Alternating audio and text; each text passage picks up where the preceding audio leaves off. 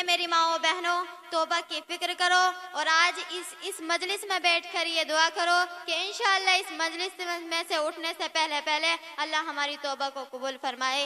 जो ज़िंदगी गुजरी वो गुजरी, अब इंशाअल्लाह से हम नई ज़िंदगी गुजारेंगे और अल्लाह के बनकर ज़िंदगी गुजारेंगे। माशाअल्लाह खिताबत की बज़मराही कुछ इस तरह हुई कि दीदार भी हो गया, मगर खुराक ने तशंदी को दोबारा कर दिया। चलिए फिर एक ऐसे चर्चा पर जाते हैं जिससे मेरी मुराद अजीज़ा ज़ोया खातून है। मौसूफा तशरीफ लाएं और अपने बयान पेश फरमाएं।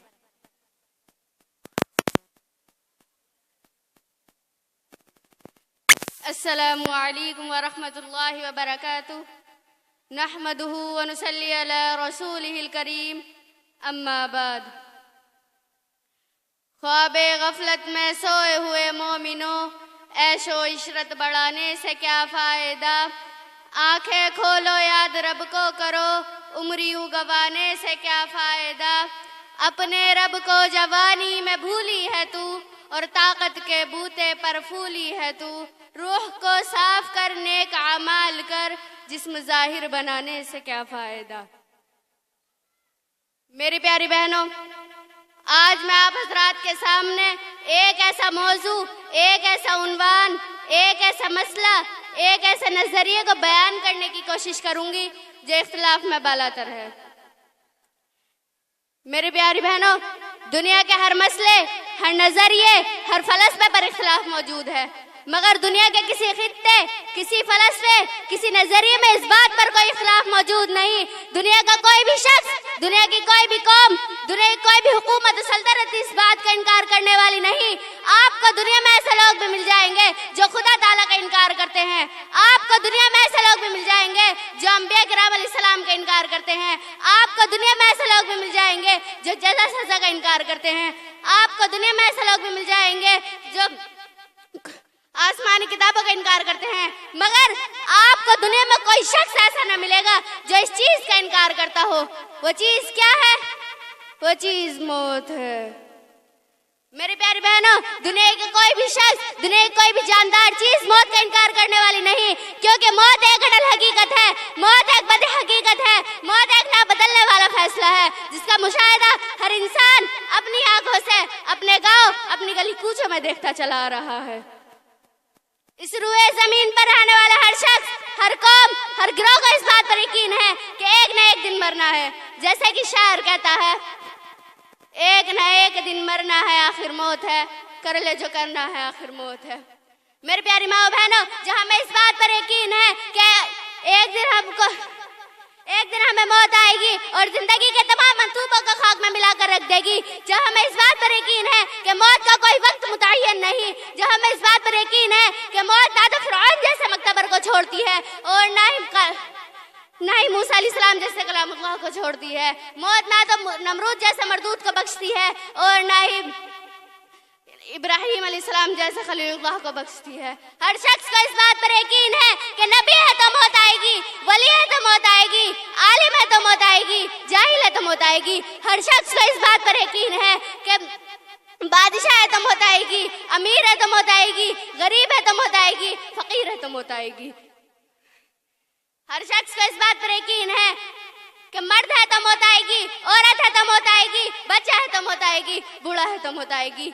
हर शख्स को इस बात पर यकीन है कि महलों में जिंदगी गुजारने वाला है तो उसको भी मौत आएगी, घास फूस की झोपड़ियों में जिंदगी गुजारने वाला है तो उसको भी मौत आएगी। दुनिया की कोई भी जानदार चीज मौत से नहीं बचने वाली। मेरी प्यारी बहनों, एक हदीस में आता है, कल क़यामत के दिन जब तमाम मखलूक मर जाएगी, अल्लाह रब्बुल इज्जत के सिवा कोई बाकी न रहेगा। अल्लाह रब्बुल इज्जत जैसे अज़ल में थे वैसे अबद में रहेंगे। अल्लाह रब्बुल इज्जत जमीन और आसमान को 3 मरतबा लपेटेंगे और 3 मरतबा फैलाएंगे और खुद ये ऐलान करेंगे कि मैं हूँ जबरदस्त व गालिब, मैं हूँ पूरी कायनात का मालिक। बताओ आज किसकी हुकूमत है? मगर इस सवाल का जवाब देने वाला कोई ना होगा। हर तरफ सुकूत ही सुकूत होगा, हर तरफ खामोशी खामोशी होगी। जिस इंसान को अपने माल दौलत पर बड़ा नाज था, जिस इंसान को अपने कारोबार पर बड़ा नाज था, जिस इंसान को अपने हुस्न जमाल पर बड़ा नाज था, आज वो गली सड़ी हड्डियों के ढांचे की सूरत में पड़ा होगा। कल क़यामत के दिन उस पर हैबत तारी होगी। ये ऐलान फज़ाए आलम में बार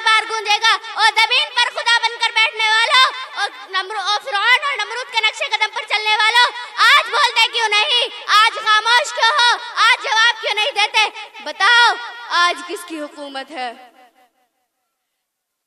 تمہاری یا ہماری، خدا کی یا بتوں کی، خالق کیا مخلوق کی، مالک کیا مملوک کی، رازق کیا مردوک کی. یہ اعلان فضا عالم میں 3 مرتبہ ہوگا. زمین و آسمان تھر تھرا رہے ہوں گے، مگر اس اعلان کے جواب میں کوئی کچھ نہ کہہ سکے گا. پھر اللہ رب العزت خود یہ اعلان فرمائیں گے، للہ الواحد القہار. اس اکیلے اللہ کی حکومت ہے جو زبردست و غالب ہے. حقیقی بادشاہ ہے تو وہی، حقیقی مالک ہے تو وہی، حقیقی خالق ہے تو وہی. باقی سب تو طاقت فانی ہے.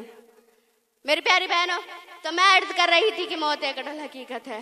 موت ہر کسی کو آئے گی، مگر افسوس کہ آج ہم دنیا کی رنگینی میں پڑھ کر موت کو بھول گئے. آج ہم دنیا کی چمک دمک میں پڑھ کر موت کو بھول گئے. آج ہم دنیا کی